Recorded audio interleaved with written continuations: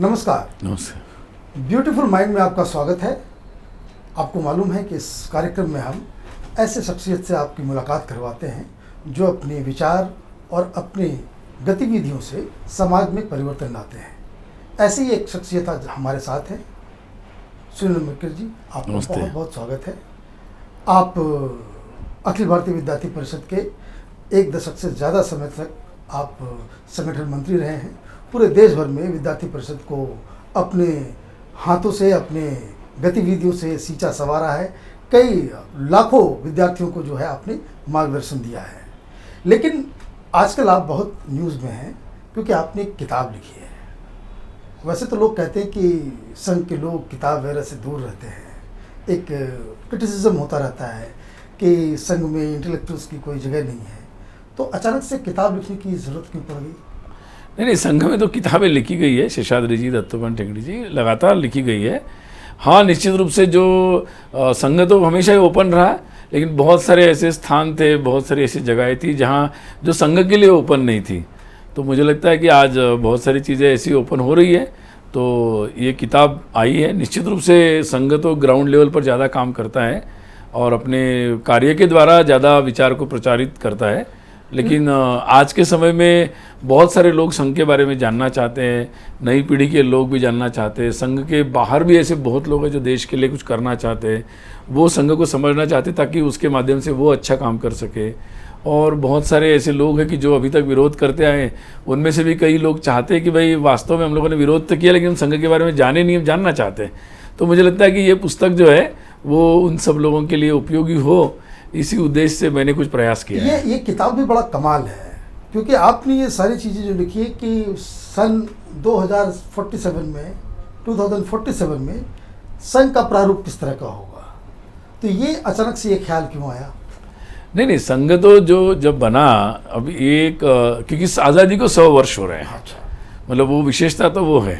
संघ को 100 वर्ष 2025 में हो रहे हैं।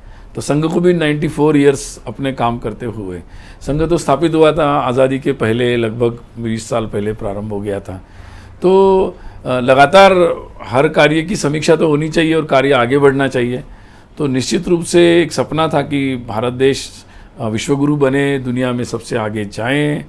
तो वो तभी संभव है कि जब समाज के बहुत सारे लोग और लगभग सारे लोग इस कार्य में लगे। तो संघ का यही एक यात्रा रही कि देश के हर कस्बे में, गली में, गांव में सब लोग इसमें शामिल हो जाए। तो आज तक संघ का जो विस्तार हुआ है उससे बहुत सारे लोग लगे हैं। इसलिए एक सामने आया कि जब देश को 100 वर्ष हो जाएंगे आज़ादी को, तो निश्चित एक बड़ा प्रारूप स्वरूप देश का बनना चाहिए। मेरा सबसे डायरेक्ट सवाल है कि आपने देखा कि किस तरह से पाकिस्तान के प्रधानमंत्री ने संघ की चर्चा यूनाइटेड नेशनल जनरल असेंबली में उन्होंने की और उन्होंने बताया कि एक अजीबोगरीब किस्म की मानसिकता। ये बात अलग है कि वो ना गोलवलकर साहब का ना ही सावरकर साहब के नाम को सही ढंग से ले पाए, लेकिन उन्होंने एक पेंट करने की कोशिश की कि संघ जो है वो फासिज्म का सिंबल है। और हिंदुस्तान के अंदर में भी बहुत सारे जो लोग जो लेफ्टिस्ट हैं वो ये एक आरोप लगाते हैं या कि यूँ कहें कि प्रोपेगेंडा करते हैं कि संघ जो है वो फासिज्म का सिंबलिज्म है। क्या लगता है आपको? ऐसा है, एक तो पाकिस्तान जो है वो उसकी अपनी स्वयं उनकी जो विश्वासार्हता है, क्रेडिबिलिटी है, उस पर ही बहुत बड़ा प्रश्न है। उन्होंने जिस तरीके से हिंसा, आतंक और अपने देश के विकास यात्रा को जिस तरह से फेल कर दिया है और पूरी दुनिया भारत के साथ आतंकवाद के खिलाफ लड़ाई में खड़ी हुई, जिसमें कई सारे मुस्लिम देश भी हैं। तो मुझे लगता है कि उनकी क्रेडिबिलिटी पर तो बहुत प्रश्न चिन्ह है। दूसरा, उन्होंने जो संघ के बारे में विषय उठाया, अब विषय जहाँ तक है कि देखो, संघ आतंकवाद का विरोध करता है, बढ़ चढ़ कर करता है, अलगाववाद का विरोध करता है। और संघ तो जो लोग ये सब बातें करना चाहते हैं वो देखते हैं कि कौन इसके विरोध में है, तो उनको लगता है कि भारत विरोध में है, भारत की सरकार विरोध में है, भारत के लोग विरोध में है, भारत का संघ विरोध में है। तो जो भी इस तरह की चीज़ें उनको दिखती है तो वो उसका विरोध करते हैं। जहाँ तक अपने देश के लोगों की बात है तो मुझे लगता है बहुत सारे लोग अब खड़े हो रहे और विचारों से, अपने अपने अलग अलग विचारों से उठकर वो आतंकवाद के खिलाफ इकट्ठा हो रहे हैं। बहुत सारे लोग मैं देख रहा हूँ। लेकिन कुछ लोग जो अपनी ओछी राजनीति करना चाहते हैं या बिना मेहनत के शॉर्टकट में डिवाइड करके समाज को अपनी सत्ता में पहुंचना चाहते हैं, या जाति के नाम पर विभाजित करना चाहते हैं, या उसके नाम पर जैसे वो नक्सलिज्म माओइज्म करते हैं जिस तरीके से वो करना चाहते हैं, या राजनीति में सत्ता में ऐसी राजनीति करके पहुंचना चाहते हैं, वो लोग ज़रूर भयभीत होते हैं संघ से। और उनको लगता है कि अगर संघ सही में समाज को पूरा इकट्ठा कर लेगा तो फिर हम लोग इस तरीके की राजनीति नहीं कर पाएंगे। और ये बात भी सही है कि पाकिस्तान की तरफ से तो ये बात बोलने का कोई मतलब ही नहीं बनता कि जब आपने वहाँ की माइनॉरिटीज़ को जो है इस तरीके से आपने बेदखल वहाँ से कर दिया, वहाँ पे आपने कत्ल गारत फैलाई माइनॉरिटी के खिलाफ। अगला सवाल मेरा ये है कि बहुत लोग इस बात को लेकर के चिंतित हैं, और न्यूयॉर्क टाइम्स से लेकर के सारे लोग वो कहते हैं कि हिंदू नेशनलिस्ट ऑर्गेनाइजेशन है और एक हिंदू राष्ट्र का जो है एक मुहर जो है वो हमारे संघ के संगठन के साथ जो है वो जोड़ते हैं। ये मुझे आप बताइए कि संघ के दृष्टि से ये हिंदू राष्ट्र की परिकल्पना आखिर है क्या? संघ ये मानता है कि ये हिंदू राष्ट्र है, ये बार बार मतलब कहा गया है। संघ मानता है कि ये हिंदू राष्ट्र है और परंपरा से हिंदू राष्ट्र है। हिंदू राष्ट्र का मतलब होता है कि आपने सभी में एकता को ढूंढना, एकता को देखना और सभी के साथ जीने का एक तरीका ढूंढना है। तो आपको सब में कोई ना कोई समानताएं ढूंढनी पड़ेगी और सभी को उस तरीके से सम्मान पूर्वक सबके साथ जीना। तो एक सह अस्तित्व का जो बात है, और वो भारत में आज नहीं, संघ के बहुत पहले से चला आ रहा है। इसका मतलब तो ये नहीं कहीं कि ये हिंदू राष्ट्र का मतलब ये होता है कि जो हिंदुस्तान में जो मुस्लिम्स हैं या दूसरे जो हिंदू राष्ट्र था पहले से ही, उसमें बाहर के देश में जितने भी पूजा पद्धति करने वाले लोग हैं उनके लिए भी स्थान था। विचार अलग अलग थे, इसीलिए तो हमारे यहाँ इतने सारे मत संप्रदाय बनते गए, बौद्ध, जैन, सिख, बहुत सारे ऐसे विचार आए, पूजा करने की पद्धतियाँ आई, और अभी भी नए प्रकार की पद्धतियाँ आ रही है, उसका भी मतलब समावेश हो रहा है। तो क्या कहीं और बाहर से जो जू आए, पारसी आए, वो भी आए, इवन इस्लाम के लोग आए, क्रिश्चियन आए, सभी के लिए सम्मान मिला। तो कहीं ऐसा तो नहीं कि संघ के एजेंडे में ये भी है कि हम आगे चलकर संविधान को बदलें, उसका जो सेकुलर, मुझे लगता है थियोक्रेटिक स्टेट की संघ की क्या भारत की कभी कल्पना नहीं थी। ये दुनिया भर के वेस्टर्न एक्सपीरियंसेस है कि जहाँ पर इस तरह के थियोक्रेटिक स्टेट बनाए गए, कभी इस्लाम के नाम पर, कभी क्रिश्चियन के नाम पर, चर्च ने बनाया, चर्च ने जिस तरह से किया, उसी कारण से एंटी थियोक्रेटिक स्टेट, ये सेकुलर और ये बहुत सारे शब्द निकल के आए हैं। मुझे लगता है कि भारत में हिंदू के नाम से ऐसे थियोक्रेटिक स्टेट बनाने की कभी भी कल्पना नहीं है। कहने का मतलब ये है कि संघ का मतलब ये है हिंदू राष्ट्र से कि राष्ट्र तो हमारा हिंदुत्व है, हिंदू है, लेकिन जो स्टेट का जो नेचर है वो संवैधानिक रूप से जो चला आ रहा है, जो सेकुलर पहले से भी था, आज संविधान ने भी उसी को अपनाया किया है। तो इसका मतलब जो लोग सवाल उठाते हैं, और सेकुलर शब्द जोड़ने की जरूरत ही नहीं थी यहाँ पर, क्योंकि वो ऑलरेडी उसका नेचर सेकुलर था। राइट। तो ये जो है, ये जो कहने का जो लोग जो एक अटैक करते हैं, खास करके वामपंथी की तरफ से जो अटैक होता है वो बेमानी है। नहीं, उसको देखो, ऐसा है कि भारत की जो विशेषता, यूनिकनेस है, उसको देखना पड़ेगा। अगर पूरी भारत की जो भी वेस्टर्न स्टोरी है उसी को फ्रेमवर्क को अगर भारत में लगा दिया तो वो गलत हो जाएगा ना। भारत को समझने के लिए भारत की स्टोरी देखनी पड़ेगी ना, कि उसका क्या सीक्वेंस था, तभी हमें ये बातें समझ में आएगी। मीडिया के जरिए एक भ्रम पैदा किया गया है और ये बताया गया है कि ये जो जितनी भी जो लिंचिंग के केसेस हो रहे हैं वो उसका संघ जो है बाकायदा समर्थन करता है, और जो लोग उसमें शामिल होते हैं वो ज़्यादातर संघ के लोग, ये मीडिया के जरिए बाकायदा इस चीज़ को लगातार कहा जाता है। और जब भी इस तरह के मामले आते हैं तो बहुत सारे लोग, वो देखता हूँ मैं कि वो बैकफुट पे चले जाते हैं। उसका क्या बेसिकली लिंचिंग को संघ किस तरह से देखता है? नहीं, ये लिंचिंग वगैरह टर्म जो है ना, ये देखना पड़ेगा कि कहाँ लिंचिंग हुआ और कहाँ से आया है। ओके। पहली बात तो ये भी उन्हीं शब्दों में से एक है कि जो इम्पोर्ट किया गया है, पहली बात। दूसरी बात, कानून हाथ में लेकर कहीं भी कोई अगर किसी को इस तरह से करता है तो हमारे जैसे देश में ये तो बिल्कुल जायज़ नहीं हो सकता, और कोई भी इसका समर्थन नहीं करता। न संघ करता है, न मुझे लगता सरकार कर सकती है, न कोई कर सकता है, न कोई करता है, और संघ तो कभी नहीं करता, पहली बात। दूसरा क्या है कि कई लोग ये बार बार ऐसे कोई शब्द लाते हैं और जिससे अपने राजनीतिक उद्देश्य के लिए सिलेक्टिव, यानी जिसको मैं कहूँगा कि एक ऐसा चयन करते, अपने अनुसार चयन की एक लिस्ट बना देते, इसलिए चूजी लिस्ट है ये, मतलब इसको मैं ये कहूँगा। और उसके कारण भाई इंसिडेंट तो बहुत हो रहे हैं ना। अब फिर वो अगर कोई जादवपुर यूनिवर्सिटी में यूनियन मिनिस्टर जा रहा है वो क्या है फिर, सही बात उसकी भी लिस्ट होनी चाहिए। बिल्कुल। और भी बहुत सारी, हमारे तो कितने कार्यकर्ता, लिंचिंग क्या, हमारे तो कई कार्यकर्ताओं के मर्डर हो गए केरल में, तमिलनाडु में, बहुत ज़्यादा, जम्मू कश्मीर में, हर जगह हुए। तो ये मतलब एक सिलेक्ट, देखो हमारे देश में कानून का राज स्थापित हो और ऐसी कोई घटना न हो, इसको एक सामूहिक रूप में सभी को बोलना चाहिए, चूजी लिस्ट नहीं होना चाहिए।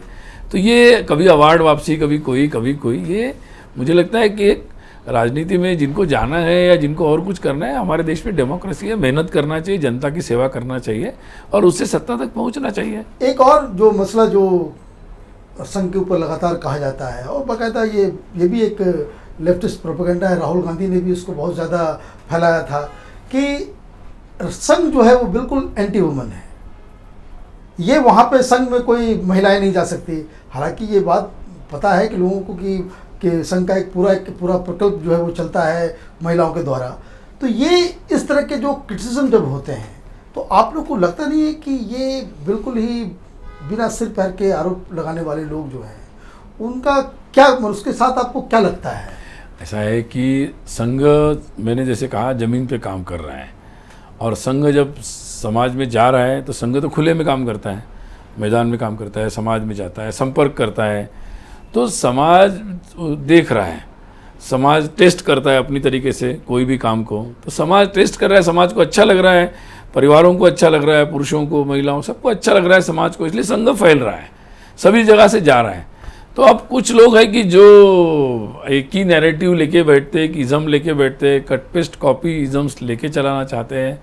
तो मुझे लगता है कि थोड़ा सा ओपन माइंडेड उन लोगों को होना चाहिए। आपकी किताब के आने के बाद से बहुत सारे में जो खास करके लेफ्टिस्ट पत्रकार हैं वो इस बात को कह रहे हैं कि जो आपने जो परिकल्पना जो की है 2047 की, हाँ, उसमें आपने गोलवलकर जी को आपने बिल्कुल इग्नोर कर दिया कि बहुत सारी बातें जो उन्होंने कही हिंदुत्व को लेकर के, मुस्लिम्स को लेकर के, सावरकर के टीचिंग्स को आपने जो है कि एक रिफॉर्म्ड रूप के रूप में जो है आप संघ को प्रेजेंट करना चाह रहे हैं। नहीं, संघ तो जो डॉक्टर साहब ने बनाया, हाँ, 1925 में, उसके पहले डॉक्टर साहब सब जगह गए, सभी के संपर्क में थे। वो डॉक्टर मुंजी के भी थे, सावरकर जी से भी वो मिले थे, वो मतलब उन्होंने क्रांतिकारक कार्य में भी अनुशीलन समिति तक वो भाग लिया था उन्होंने कलकत्ता में, और बाद में भी उनके संपर्क में और सहयोग में वो लगातार रहे। वो कांग्रेस में भी रहे, 1920 के पूरे अधिवेशन का व्यवस्था भी उन्होंने किया था। तो वो तिलक जी से भी मिले, मतलब वो गांधी जी से भी मिले, मतलब उस समय के सभी कार्यों को उन्होंने बहुत नज़दीक से देखा, समझा। और फिर जैसे हर व्यक्ति का अपना एक तरीका होता है देश में बदलाव करने का, तो उन्होंने अपना एक विचार बनाया कि भाई मुझे इस तरीके से बदलाव करना है, और उनका विचार बहुत लोगों को अच्छा लगा और वो लगता चला गया। तो आज उसी को विचार से देश में जो भी अपेक्षित बदलाव है, या देश को विश्वगुरु परम वैभव लाना, समस्याओं का समाधान करना, तो ऐसे एक सकारात्मक कार्य में हजारों लाखों लोग लगे हुए हैं। तो संघ जो है वो किसी के विरोध में है, या संघ एक किसी व्यक्ति को फॉलो करता है या किसी एक बुक को फॉलो करता है, ऐसा कभी नहीं है। जो गुरुजी थे वो गुरुजी तो डॉक्टर जी के अनुसार ही चलने वाले थे। तो गुरुजी ने भी बंच ऑफ थॉट में जो बातें बताई, देखिए समय समय पर जो बातें कॉन्टेस्ट में देखना पड़ेगा आपको, समय और परिस्थिति के। सही। अगर आपको उस किताब से आप लोगों को कुछ प्रश्न तैयार हुए तो उसके बारे में आपकी इंटरप्रिटेशन में कुछ प्रॉब्लम है, तो हमने उसको इंटरप्रेट किया है ठीक तरीके से, उसमें कुछ भी बदलाव नहीं हुआ। संघ इज नॉट इन न्यू अवतार, नहीं वैसे भी संघ तो कंटिन्यूअस फ्लो है। और ये जैसे होता है कि उन्होंने बीज बनाया तो आप बोलेंगे कि अब तो फल दिख रहे हैं या फूल दिख रहे हैं, तो वो नया अवतार नहीं है, वो तो एक स्वाभाविक प्रोग्रेसिव अनफोल्डमेंट है। और ये कैसा लगता है जब राहुल गांधी ये कहते हैं कि भाई संघ जो है वो गांधी जी के हत्यारे हैं, अभी गांधी जी को ये लोग मुझे लगता है राहुल गांधी जी को थोड़े पॉलिटिकल इश्यूज पर अगर बोलेंगे तो ज़्यादा अच्छा रहेगा, क्योंकि वो बहुत सारे जगह पे वो इसको केस वेस भी वो झेल रहे हैं। लेकिन एक बात जो आगे चल कर के जो हमें लगता है कि जो संघ अभी तक मीडिया के जरिए उसको पहुंचा नहीं पाया है, कि जो आप लोगों का जो बिल्कुल विशाल काम है, जो सेवा भारती के जरिए झुग्गी झोपड़ी वनवासियों के बीच आप लोगों ने इतना बड़ा काम किया है, लेकिन इसको दुनिया रिकॉग्नाइज नहीं करती। और वर्ल्ड लेवल पे अगर जब भी आप देखिए को आप विदेशी मीडिया को, तो वो एक बिल्कुल ही एक अजब किस्म के मानसिकता से ग्रसित होकर के ये जो है उल्टे प्रचार में लगा हुआ ऐसा है, संघ के दरवाजे खिड़कियां पहले से खुले हैं और संघ के बारे में जो आपने कहा कि एक्सेप्टेंस, तो संघ में तो भारत के लोगों में तो बहुत बड़ा एक्सेप्टेंस संघ का है, ये सबको पता है। इसलिए मुझे लगता है कि जिनके दरवाजे एक्चुअली आपने कहा मीडिया के द्वारा नहीं पहुंचाया, प्रचार के बारे में मैं ये कह रहा हूँ कि संघ के दरवाजे तो खिड़कियां खुली ही थी। अब धीरे धीरे अब मीडिया के बहुत सारे मीडिया हाउसेस के जो बहुत बड़े एकेडमिक संस्थान थे उनके बहुत लोग जो बड़े बड़े विद्वान हैं उनके दरवाजे खिड़कियां अब खुल रहे हैं। अब ये दरवाजे खिड़कियां जितने खुलते चले जाएंगे तो मुझे लगता है कि सभी माध्यम से भी देश, उनको भी पता चलेगा कि संघ क्या काम कर रहा है, कैसे काम कर रहा है, देश तो जान रहा है। एक आपको डर लग रहा है अभी से एक बात के लिए, क्योंकि आपकी जो किताब जो आई है जी, मुझे इस बात की पूरी संभावना है कि इस पे जो जितने जो एस्टैब्लिश्ड लोग हैं, जो अखबारों में लिखते हैं, जो कॉलमनिस्ट हैं, जो विचार बनाते हैं, उसको लेकर के बहुत ज़्यादा वो क्रिटिसिज्म करने वाले हैं। तो क्या आगे चल कर के हम देखेंगे कि उसके जवाब में भी आप सामने आएंगे? मुझे लगा ये ऐसा जवाब मैं अकेला क्या दूंगा, पूरा समाज इस पे मंथन करेगा। ये देखिए, जैसे सरसंघ चालक जी ने भी कहा कि ये विचारार्थ बातें होती है जो मुझे एक्सपीरियंस में आई, अनुभव में आई, जो मैंने संघ को समझा। लोग संघ समझना चाहते हैं, हमने समाज के सामने रखी है। अगर कोई नई बातें इसमें से आएगी तो पूरी बहस इस पर होगी।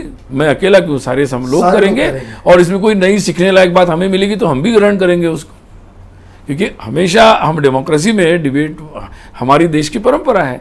अगर कोई नए विचार इसमें से आते या हमारी बात में कोई कमी को कोई पॉइंट आउट करते और हमें समझ में आता है तो हम उसको भी ठीक करने का प्रयास करेंगे। हमें तो हमेशा आगे बढ़ते समय सुधारने के लिए ओपन होना चाहिए। आपका बहुत बहुत धन्यवाद। तो ये थे हमारे साथ सुनील आम्बेकर जी, जिन्होंने अपनी किताब के बारे में बताया, संघ की विचारधारा के बारे में बताया, बहुत सारी भ्रांतियाँ जो समाज में फैली है और या कहे कि उससे फैलाई जा रही है, उसके बारे में उन्होंने खुल के बातें की। अब तक हम टेलीविज़न चैनलों पे संघ विचारक के नाम से प्रचारित लोगों को हमने देखा बातचीत करते हुए, संघ की राय रखते हुए, लेकिन आज पहली बार एक आधिकारिक रूप से जो है सुनील जी ने हमसे बातचीत की। आपका बहुत बहुत धन्यवाद ओपिनियन पोस्ट में बातचीत करने के लिए सर।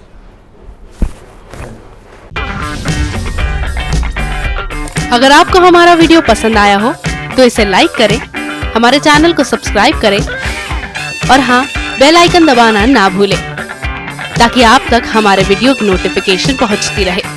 आप अपना सुझाव हमें कमेंट बॉक्स में दे सकते हैं। हमारे साथ जुड़ने के लिए शुक्रिया।